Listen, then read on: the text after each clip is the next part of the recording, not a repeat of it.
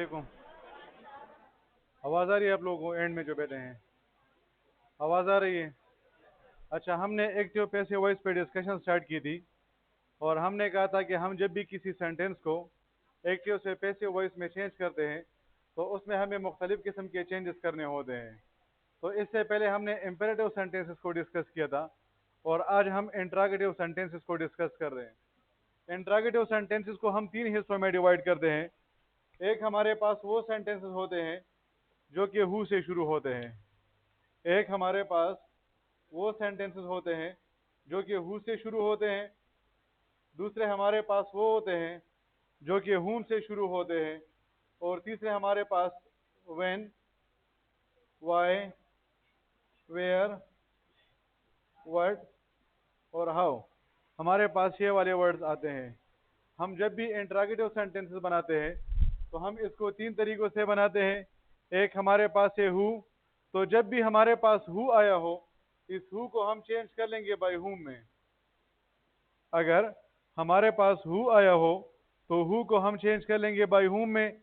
अगर हमारे पास हुम आया हो तो हम इसको चेंज कर लेंगे हु में। और बाकी हमारे पास ये जो वर्ड्स आते हैं हम इनको चेंज नहीं करते हैं। हम इसको तीन हिस्सों में डिवाइड कर लेते हैं। अगर हमारे पास हु आया हो तो हु को हम चेंज कर लेंगे बाय हुम में। अगर हमारे पास हुम आया हो तो हुम को हम चेंज कर लेंगे हु में। और अगर हमारे पास when, why, where, what, how वगैरह आए हैं तो हम इसको चेंज नहीं करते हैं। अब interrogative sentences active passive voice में थोड़े से डिफिकल्ट हैं। इस वजह से मैं आप लोगों को यहाँ पर इसका फार्मूला लिखवाऊंगा और फिर आप लोगों ने घर या हासिल में जाके इस पे प्रैक्टिस करनी होगी। अगर हम इस सेंटेंस के स्ट्रक्चर को देखते हैं तो इसका हमारे पास स्ट्रक्चर है WH वर्ड, फिर उसके बाद हमारे पास आया है हेल्पिंग वर्ब, फिर उसके बाद हमारे पास आएगा नाउन या प्रोनाउन, फिर उसके बाद आएगा मेन वर्ब और फिर उसके बाद हमारे पास क्या आ जाएगा? उसके बाद हमारे पास आ जाएगा ऑब्जेक्ट।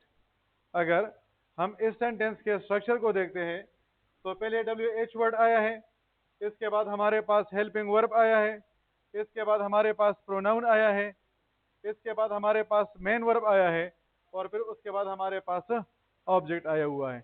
ये हमारे पास इस सेंटेंस का स्ट्रक्चर है। अब जब हम इसको चेंज करेंगे तो ये हमारे पास होगा when will the test be started by them. When will the test be started by them. अब इसका स्ट्रक्चर ये बन जाएगा कि हमारे पास WH वर्ड, फिर उसके बाद helping verb.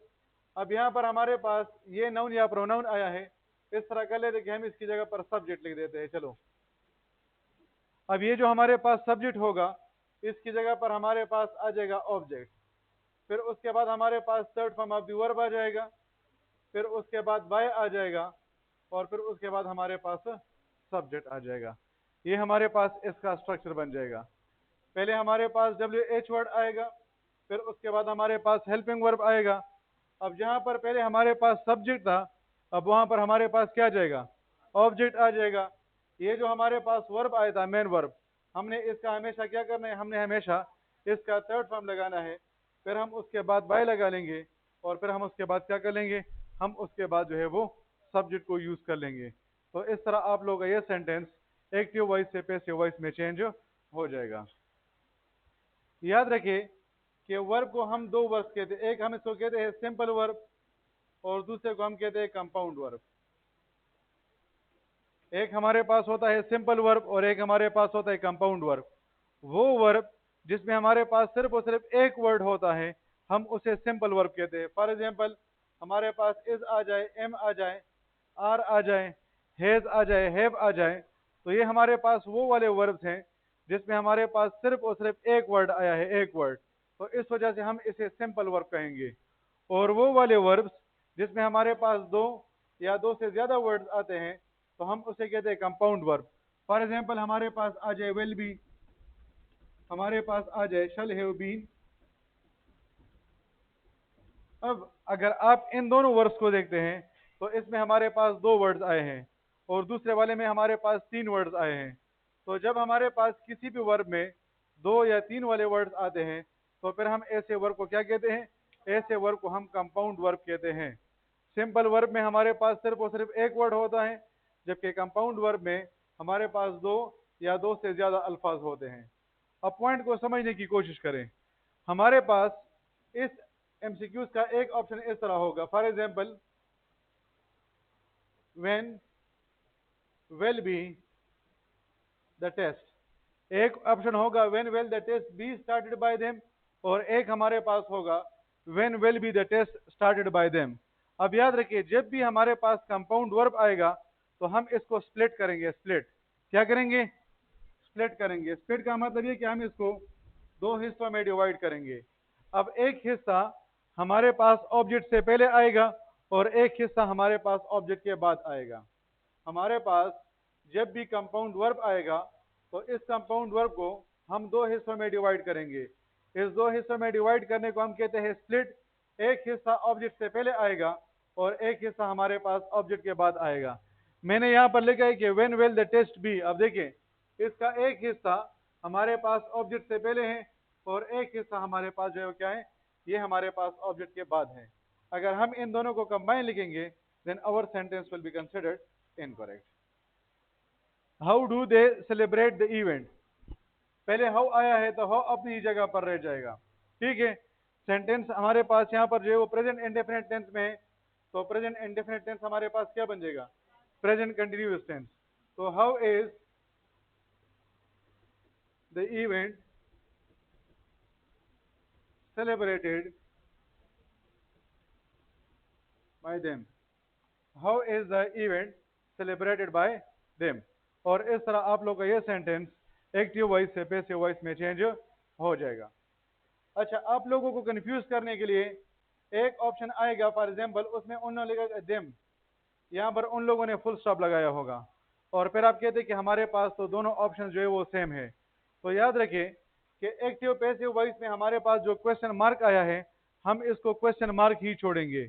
Direct indirect narration में हमारे पास ये क्वेश्चन मार्क फुल स्टॉप में चेंज हो जाता है।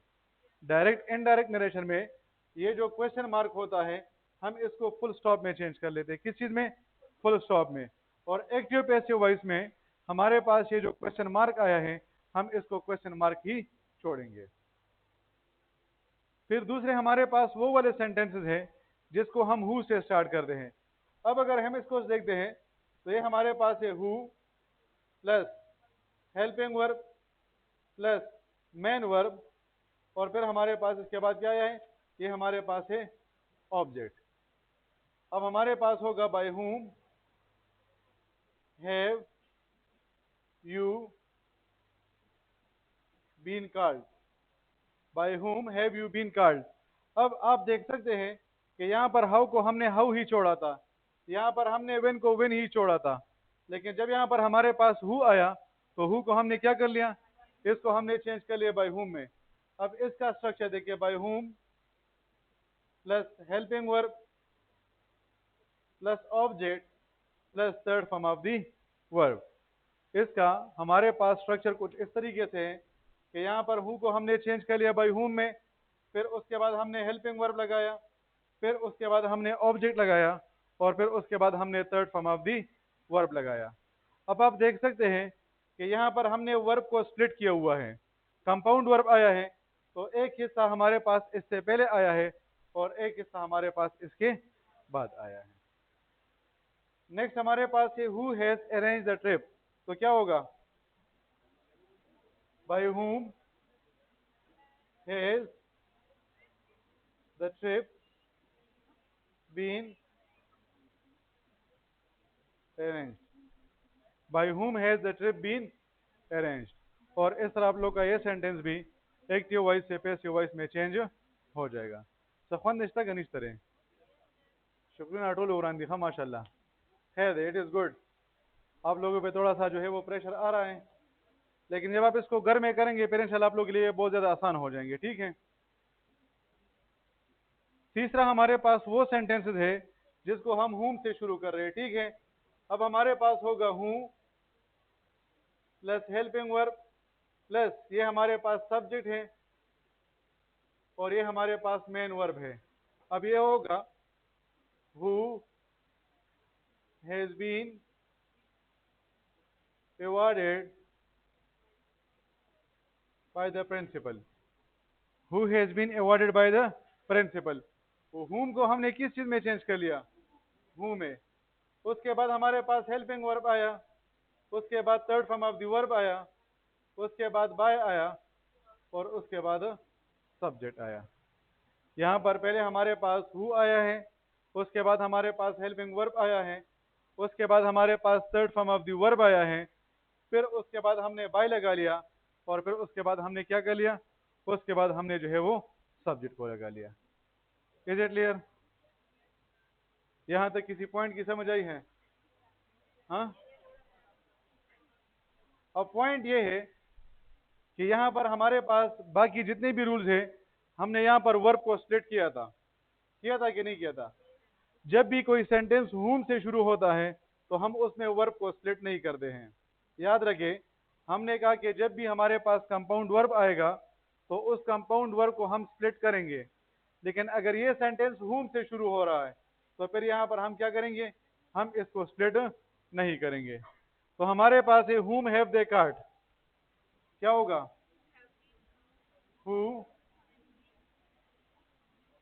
Who has been card by them, who has been card by them. और इस तरह आप लोग का सेंटेंस एक्टिव वॉइस से पैसिव वॉइस में चेंज हो जाएगा। ना हुम हम सिंगुलर के लिए यूज करते हैं, सही है, हु को हम सिंगुलर के लिए लगाते हैं, ठीक है। अब इसमें से जिस जिसको समझ आई है वो हाथ उठाए, शाबाश, तो होटल तकड़ा ही। और जिसको समझ नहीं आई है, और जिसको ये भी समझ नहीं आई है कि मैंने क्या पूछा है, वो हाथ उठाएं। हाँ, अब देखिए फिर से सुने। वहम दाता, हाँ, इंट्रागेटिव सेंटेंस को हम WH वर्ड से बनाते हैं। किस चीज से? 3 तरीकों से बनाते हैं। या तो स्टार्ट में हु आता है, ये कैटेगरी नंबर 1 बन गया। अगर हु आया है तो हु को हम चेंज कर लेंगे बाय हुम में। कैटेगरी नंबर 2 हमारे पास है हुम, अगर हुम आया है तो हुम को हम चेंज कर लेंगे हु में। और फिर हमारे पास है कैटेगरी नंबर 3, जिसमें हमारे पास ये बाकी सारे वर्ड्स आते हैं, for example when, why, where, what, how, etcetera. और जब भी हमारे पास ये वाले वर्ड्स आते हैं तो हम इसमें किसी किस्म के चेंजेस नहीं करते हैं। यानी अगर व्हेन आया है तो व्हेन ही रहेगा, अगर वाई आया है तो वाई ही रहेगा। हम इसमें किसी किस्म के चेंजेस नहीं करेंगे। फिर हमने कहा कि हमारे पास इसका स्ट्रक्चर होता है। स्ट्रक्चर कुछ इस तरह से कि पहले WH वर्ड, उसके बाद हेल्पिंग वर्ब, WH वर्ड, फिर उसके बाद हेल्पिंग वर्ब। अब इस पार्ट में हम किसी किस्म के भी चेंजेस नहीं करेंगे। WH वर्ड अपनी जगह पर आया है और हेल्पिंग वर्ब अपनी जगह पे आया है। यहाँ पर इन 3 पार्ट्स में हम चेंजेस करेंगे। कौन से पार्ट्स में? इन 3 पार्ट्स में। पहला रूल तो आपको पता है कि सब्जेक्ट ऑब्जेक्ट की जगह पर चला जाएगा और ऑब्जेक्ट हमारे पास सब्जेक्ट की जगह पर आ जाएगा। तो अब जिस जगह पर हमने सब्जेक्ट लिखा था वहां पर हमने क्या लगाया? ऑब्जेक्ट। और जिस जगह पर हमने ऑब्जेक्ट लिखा था वहां पर हमने क्या लगाया? और हमें यह पता है कि जब भी सब्जेक्ट आएगा हम उससे पहले क्या लगाएंगे? बाय लगाएंगे। एक वर्ड रह गया जो कि हमारे पास है मेन वर्ब। तो हमें पता है कि हम जब भी किसी सेंटेंस को पैसिव वॉइस में कन्वर्ट करते हैं तो हम उसके साथ third form of the verb लगाते हैं। तो इस तरह आप लोग का ये वाला सेंटेंस हो गया है। फिर दूसरे वाले हमारे पास वो सेंटेंसेस है जिसको हम हु से शुरू करते हैं। हु, इसका स्ट्रक्चर क्या है कि पहले हु आया है, उसके बाद हेल्पिंग वर्ब आया है, उसके बाद मेन वर्ब आया है और उसके बाद ऑब्जेक्ट आया है। हु क्या बन गया है? बाय हुम बन गया है। अब उसके बाद हेल्पिंग वर्ब आया, ये भी अपनी जगह पे है। अब पॉइंट ये है कि हमारे पास हमने क्या कर लिया कि यहाँ पर हमारे पास जब मेन वर्ब आ रहा था तो इसकी जगह पर हमने ये ऑब्जेक्ट लगा लिया, ठीक है। और फिर उसके बाद हमने क्या कर लिया? उसके बाद हमने जो है वो third form of the verb लगा लिया। और इस तरह हमारा सेंटेंस जो है वो एक्टिव वॉइस से पैसिव वॉइस में चेंज हो गया। फिर तीसरा हमारे पास इसका जो टाइप है, इसका स्ट्रक्चर ये हुम, फिर उसके बाद हेल्पिंग वर्ब, फिर उसके बाद सब्जेक्ट और उसके बाद मेन वर्ब। हुम क्या बन गया? हु। हेल्पिंग वर्ब अपनी जगह पे रह गया। अब हमारे पास ये जो सब्जेक्ट है, इससे पहले हम third form of the verb लगा लेंगे, फिर हम बाय लगा लेंगे और फिर हम उसके बाद जो है वो सब्जेक्ट को यूज कर लेंगे। अब भी अगर कोई कंफ्यूजन है तो बताए, शाबाश।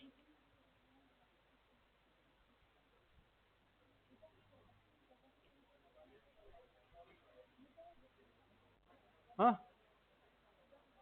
सिंपल वर्ब का मतलब होता है वो वाला वर्ब जिसमें हमारे पास सिर्फ और सिर्फ एक वर्ड होता है, एक वर्ड।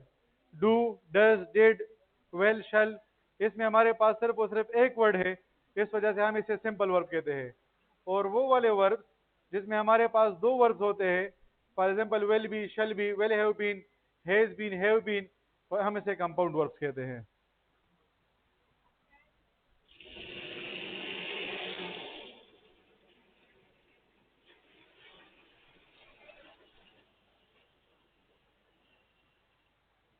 जी,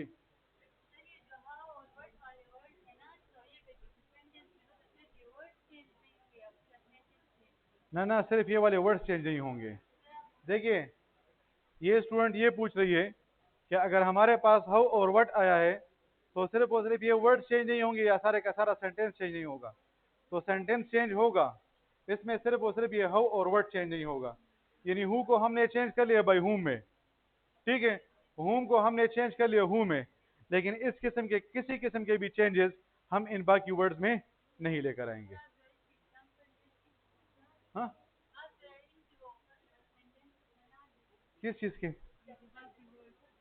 सेंटेंस करता हुए माँ? सेंटेंस नंबर 1, चलो प्रैक्टिस सेंटेंस से देखिए, शाबाश। Who has, sentence number 1, who has painted the picture? Who has painted the picture?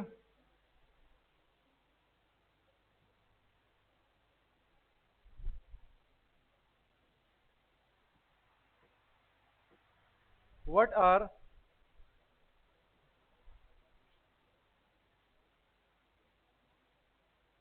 what are what are बस सेंटेंस राजी ऐसा से कारों के जमा खबर हो रहे। आज मंडे का दिन है, ठीक है, तो आज गुजारा करें। आप लोग जैसे ही नेट में एंटर करेंगे ना, interrogative sentences for voices, VOICES voices, तो ये आप लोग को लिस्ट प्रोवाइड कर लेंगे, ठीक है। फिर आप वहां से इंशाल्लाह इसको लिख लेंगे। गूगल की ओर गया हो नाराजी बखैर है, जोर तवेम सती जलवर के कराना लिबिया माता हुआ है। जी,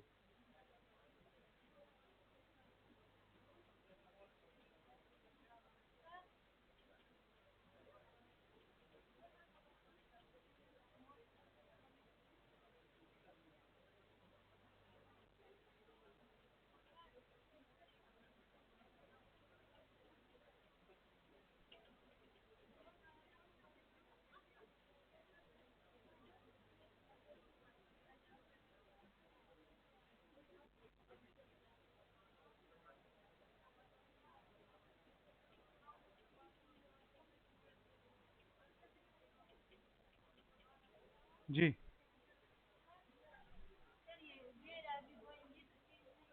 ना ना ना,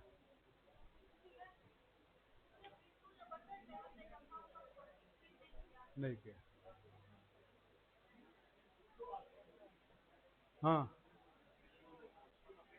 वायु, हाँ वायु, ठीक था। मैंने भाई एक्टिव पैसे वॉइस खत्म हो, आप लोग के सारे क्वेश्चन हल हो जाएंगे। अच्छा, नेक्स्ट हमारे पास जो टॉपिक है, इनको हम कहते हैं रिटेंशन ऑफ प्रीपोजिशन सेंटेंसेस, या हम इनको फ्रेजल वर्ब सेंटेंसेस भी कहते हैं। फ्रेजल,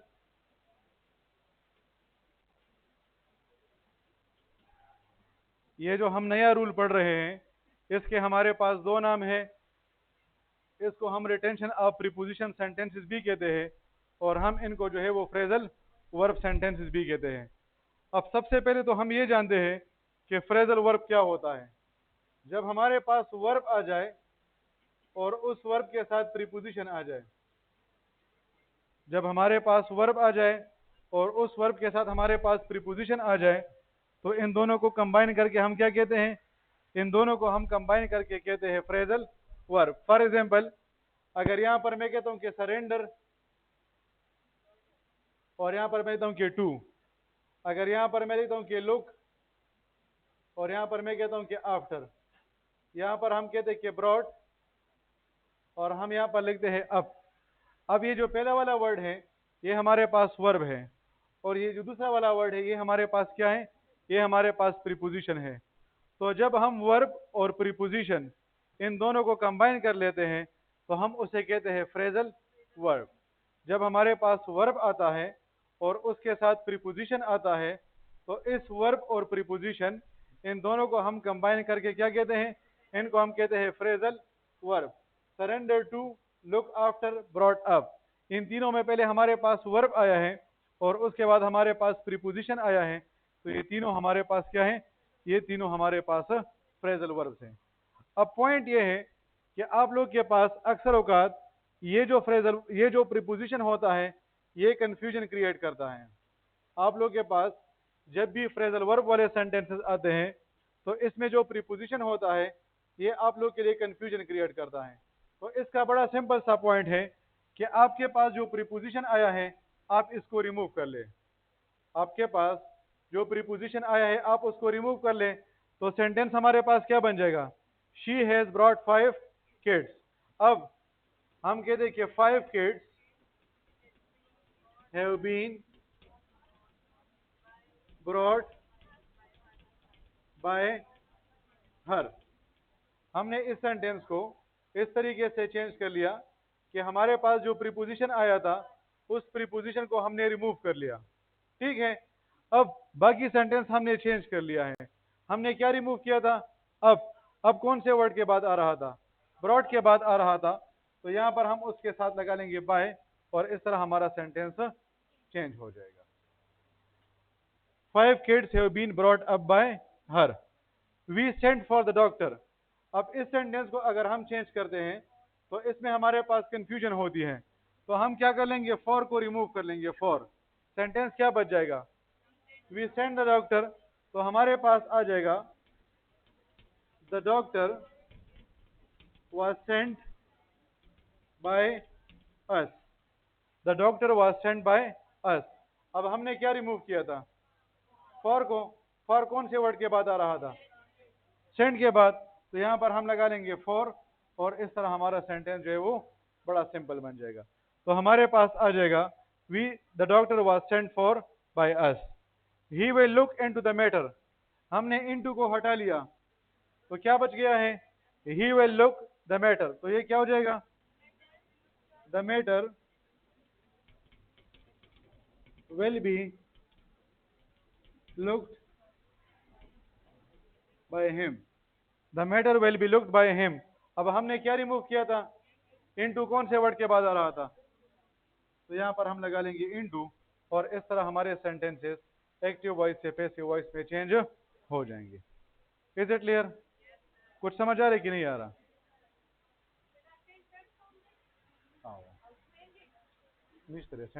हाँ सेंड सेंट सेंट। एक सेंटेंस देखिए इसको चेंज करें, they will abide, abide, abide, they will abide, abide, abide by the rules, they will abide by the rules।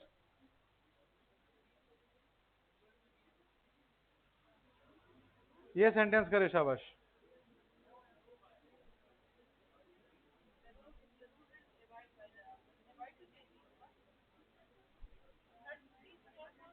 असल में इस सेंटेंस का मुझे जवाब नहीं आता, इस वजह से मैं आप लोगों से पूछ रहा हूं, ठीक है। They will abide by the rules।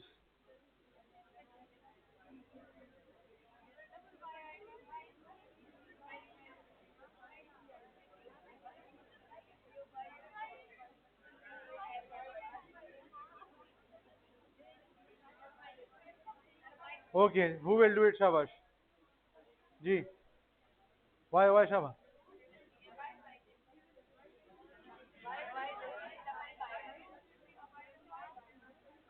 The rules will be abided by them, ठीक है। द रूल्स सुने, the rules will be abided by them, ठीक है। अब पहला वाला जो बाय है, बात सुने, पहला वाला जो बाय है वो हमने जो है वो फ्रेजल वर्ब का हिस्सा है, ठीक है।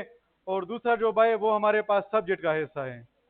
पहला वाला हमारे पास फ्रेजल वर्ब क्या है, एबाइड बाय, और हमने लिखा है कि रिटेंशन ऑफ प्रीपोजिशन। जहां पर भी हमारे पास प्रीपोजिशन आया है हम इसको उस वर्ब के साथ रिटेन रखेंगे। रिटेन का मतलब होता है बरकरार रखना। रिटेन का मतलब क्या होता है, बरकरार रखना, यानी इसमें हम किसी किस्म के भी चेंजेस नहीं कर सकते हैं। Did you understand the point?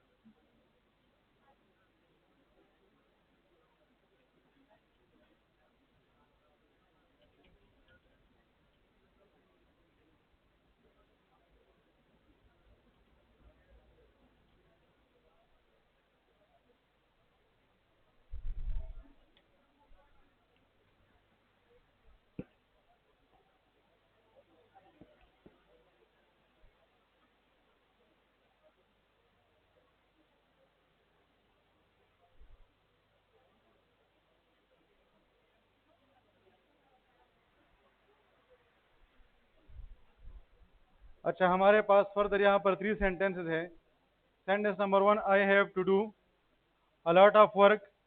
She wanted to qualify the test and they have so many confusions to solve.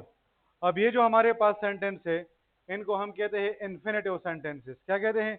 Infinitive. जब हमारे पास टू आ जाए और उसके साथ first form of the verb आ जाए तो इन दोनों को हम कंबाइन करके कहते हैं infinitive. Two plus first form of the verb is called infinitive. For example मैं लिखता हूं कि टू प्ले, यहां पर मैं लिखता हूं कि टू राइट। अब यहां पर हमने टू लगाया और उसके साथ हमने first form of the verb लगा लिया, तो इन दोनों को हम कंबाइन करके कहते हैं इन्फिनेटिव। फिर हमने यहां पर टू लगाया और उसके साथ हमने first form of the verb लगाया, तो इन दोनों को हम कंबाइन करके कहते हैं इन्फिनेटिव। अब इधर जरा देखे, शाबाश। आपके पास सेंटेंस में जहां पर टू आया है, टू, उससे पहले आपके पास जितना भी हिस्सा आया है आप उसको उसी तरह लिख लेंगे। यहाँ पर हमारे पास टू से पहले क्या आया है, आई हैव, तो इसमें हमने किसी किस्म के भी चेंजेस नहीं करने हैं। जहां पर टू आया है, टू, इसकी जगह पर हम लगा लेंगे ऑब्जेक्ट। जहां पर हमारे पास टू आया है इस टू की जगह पर हम क्या लगा लेंगे, ऑब्जेक्ट। ऑब्जेक्ट क्या है, अलॉट ऑफ वर्क। हमारे पास जो टू है, टू, इस टू को हम चेंज कर लेंगे टू बी में। हमारे पास जो टू है इसको हम चेंज कर लेंगे टू बी में, तो हमारे पास आ जाएगा टू बी। और ये जो हमारे पास first form of the verb आया है हम इसको चेंज कर लेंगे third form of the verb में, तो हमारे पास हो जाएगा I have a lot of work to be done. देखिए, अगर आप लोग को डिफिकल्ट लग रहे हैं ना तो आप लोगों ने घबराना नहीं है, सही है। यानी मेरे पास एक रास्ता ये भी है कि मैं आप लोग को ये चीज़ें ना पढ़ाऊँ, क्योंकि अब मुझे पता है कि आप लोग इन सेंटेंसेस के बारे में पहली दफ़ा सुन रहे हैं। तो एक तो मेरे पास ये रास्ता है कि मैं आप लोगों को ये चीज़ें ना पढ़ाऊँ और मैं आपको सिर्फ और सिर्फ वो चीज़ें पढ़ाऊँ जो कि आप लोग के लिए आसान है, लेकिन वो आप लोग के साथ जो है वो प्रोफेशनल डिसऑनेस्टी होगी। इस वजह से मैं आप लोग को चीज़ें पढ़ा रहा हूँ। अगर आप लोग को थोड़ा सा डिफिकल्ट लग भी रहा है दैट इज़ नो इशू, ठीक है। आप इस पर जितना ज़्यादा प्रैक्टिस करेंगे फिर उतना ज़्यादा आप लोग को फ़ायदा मिलेगा। She wanted to qualify the test, हमने लिखा था कि टू से पहले जो भी हिस्सा आया है हम उसमें किसी किस्म के भी चेंजेस नहीं करेंगे। टू की जगह पर क्या आएगा, ऑब्जेक्ट आएगा। ऑब्जेक्ट क्या है, द टेस्ट। फिर उसके बाद टू को हम क्या कर लेंगे, और क्वालिफाई क्या बन जाएगा, I have the test to be qualified. I have the test to be qualified. और इस तरह आप लोग ये सेंटेंसेस एक्टिव वॉइस से पैसिव वॉइस में चेंज हो जाएंगे। सेंटेंस नंबर 3 कौन करेगा, शाबाश। जी आप करें, यस।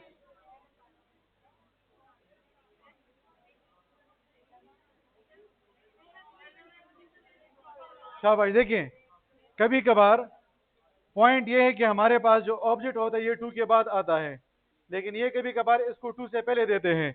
यानी ये सेंटेंस इस तरह है कि they have to solve so many confusion, लेकिन इन्होंने ऑब्जेक्ट ऑलरेडी पहले से दिया हुआ है, तो इस वजह से आप टू को चेंज कर ले टू बी में और सॉल्व लगाए, तो ये हो जाएगा they have so many confusion to be solve. They have so many confusion to be solve.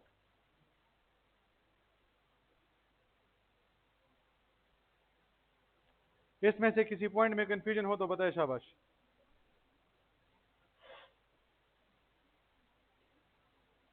जी जी, हमने ये लिखा है कि जहां पर टू आया है, इस टू की जगह पर हम ऑब्जेक्ट लगा लेंगे। इसका मतलब ये हुआ कि ये ऑब्जेक्ट टू के बाद आया था, इस वजह से हम इसको यहाँ पे लगा रहे हैं। लेकिन कभी कभार इस तरह होता है कि ये हमें ये जो ऑब्जेक्ट होता है इसको टू से पहले दे देते हैं। यानी for example I have to do a lot of work, इस तरह आ जाए I have a lot of work to do, तो जरूरी नहीं कि आप लोग के पास ऑब्जेक्ट हमेशा टू के बाद आएगा। हो सकता है कि ये ऑब्जेक्ट आप लोग के पास टू से पहले आया हो, तो फिर आप लोग इन सिर्फ और सिर्फ इन दो चीजों में चेंज कर लें। टू को चेंज कर लेंगे टू बी में, और इसके साथ आप लोग third form of the verb लगा लेंगे।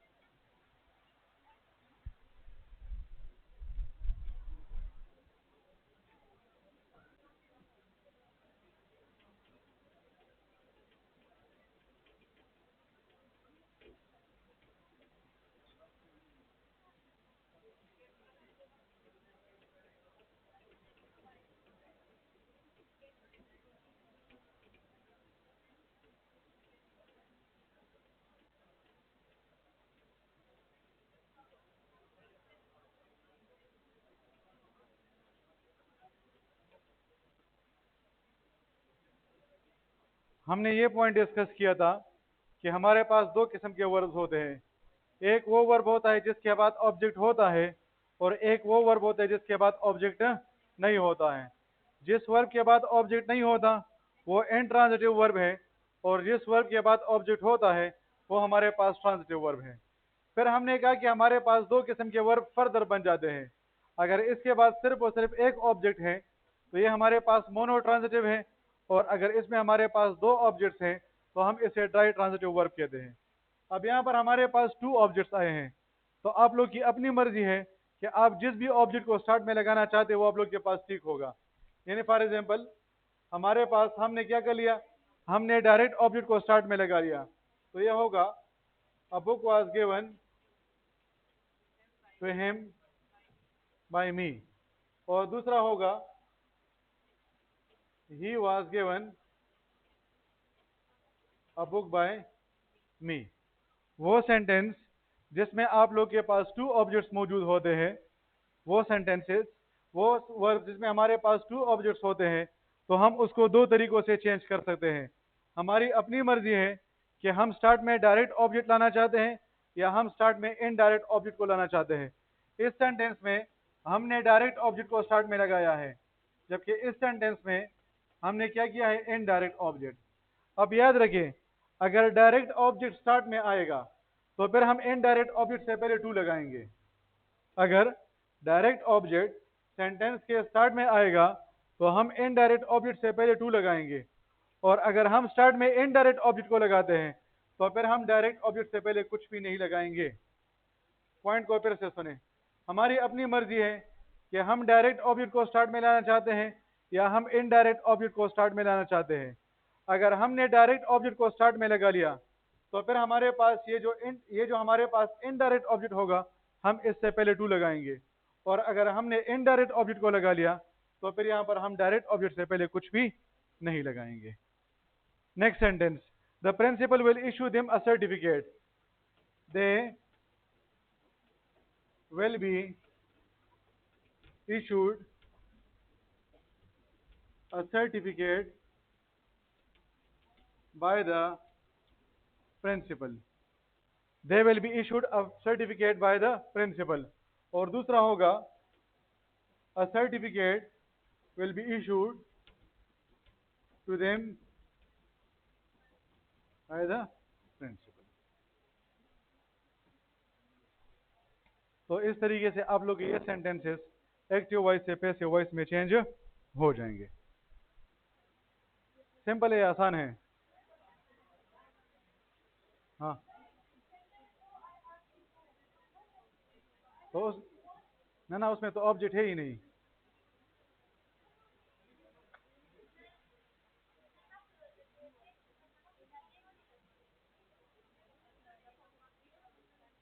समझे दायो हाँ दाता उस दिखी ना खैर है हाँ लोग गुजारा था उनको भी ठीक ना।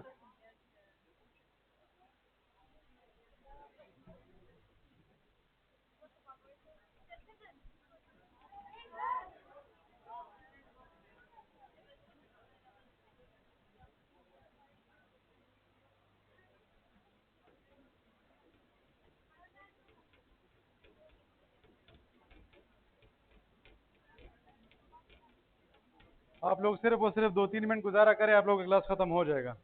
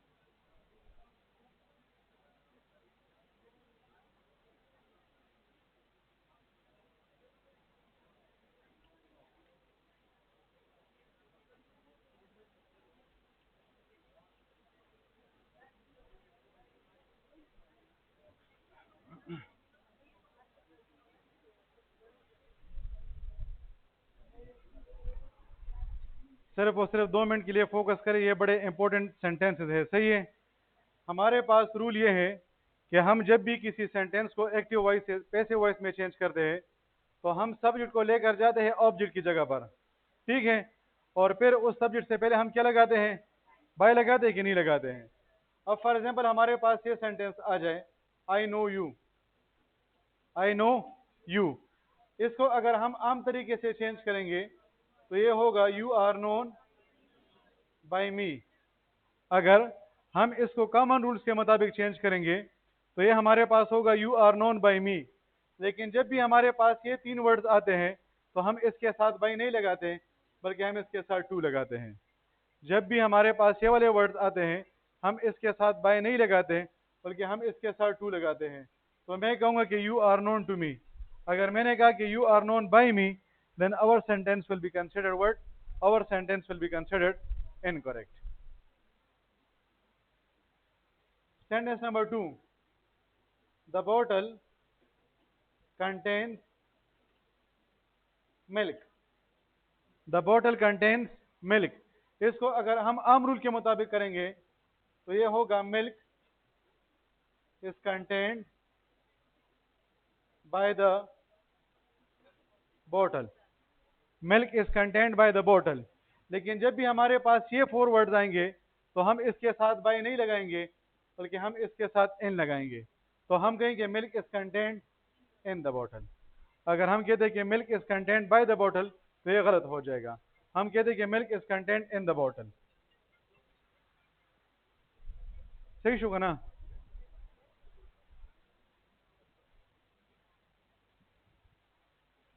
Next sentence, snow has covered the mountains. Snow has covered the mountains. आम रूल के मुताबिक mountains have been covered by snow. Mountains have been covered by snow. लेकिन ये आम रूल के मुताबिक चेंज नहीं होंगे, बल्कि इन वर्ड्स के साथ क्या आएगा? इनके साथ विद आएगा। क्या आएगा? With. So mountains have been covered with snow. अगर आप बाय लगाते हैं तो ये आप लोग के पास क्या हो जाएगा? ये आप लोग के पास गलत हो जाएगा। और नेक्स्ट हमारे पास है द सीन सरप्राइज मी। आम रूल के मुताबिक I was surprise by the scene. I was surprise by the scene. लेकिन जब ये हमारे पास ये वाला लिस्ट आएगा तो हम इसके साथ क्या लगाएंगे? एट लगाएंगे। So I was surprise at the scene ठीक होगा। अगर हम कहते कि by the scene, then our sentence will be considered word, our sentence will be considered incorrect. हाँ तेसी ना आओ आओ इस्लामिक कॉलेज में खदर लमजा ठीक शुगा ना, परे खबर पूछ हुएगा ना। यानी ये हमारे पास एक्सेप्शन वर्ड्स है। नॉर्मल रूल ये कि पैसिव वॉइस में हमेशा बाय आएगा, लेकिन इन वर्ड्स के साथ बाय की जगह पर एट आएगा, इन वर्ड्स में बाय के साथ बाय की जगह पर विद आएगा, इनमें बाय की जगह पर इन आएगा, और इसके साथ क्या आएगा? टू आएगा। अल्लाह हाफिज़।